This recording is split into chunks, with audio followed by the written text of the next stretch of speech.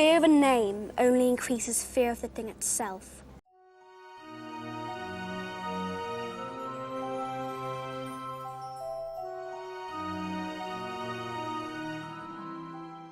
The taboo is a powerful curse which uses a certain word as a trigger that leads to the speaker's location. This curse was used during the Second Wizarding War by Lord Voldemort. During the war, saying Voldemort's name was made taboo, and therefore used as means of capturing members of the Order of the Phoenix, as the Death Eaters believed they were the only ones who would dare speak it. Here is everything you need to know about the taboo and its use throughout wizarding history.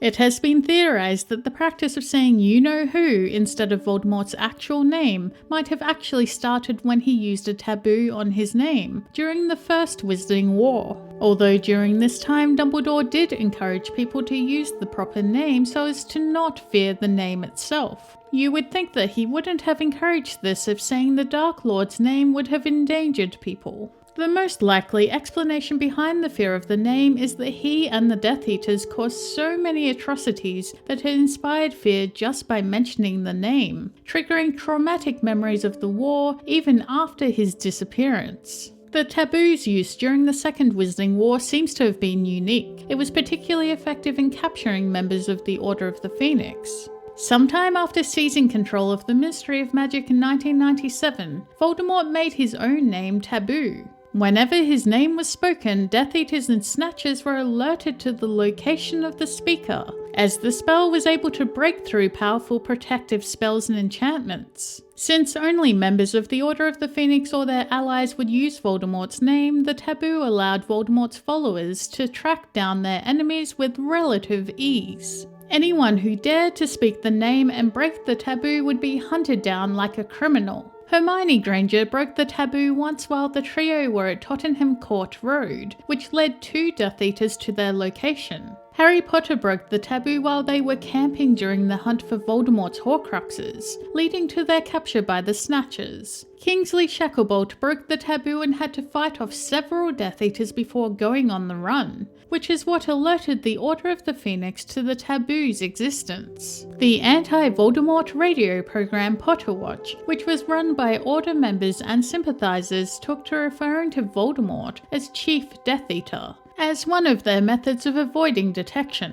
The curse works in a similar manner to the trace, but rather than being triggered when any magic is used, it is triggered when a certain word is spoken. The specific word is chosen and applied when the spell is being initiated. The magic of the taboo is so powerful that it can even break through certain protective magical enchantments, but not all. For instance, if the speaker is in a building protected by the powerful Fidelius charm, it may reveal the general area around the speaker's house, but it will not break the charm entirely. The curse controls individuals by limiting their freedom to speak, and thus causes great stress, terror, and frustration. The taboo, when triggered, can break normal defensive enchantments, such as when Harry Potter, Hermione Granger, and Ron Weasley were captured by the Snatchers. However, when inside the protection of very powerful enchantments such as the Fidelius charm, the protection seems to remain unchanged. This may be why the trio were protected at 12 Grimmauld Place,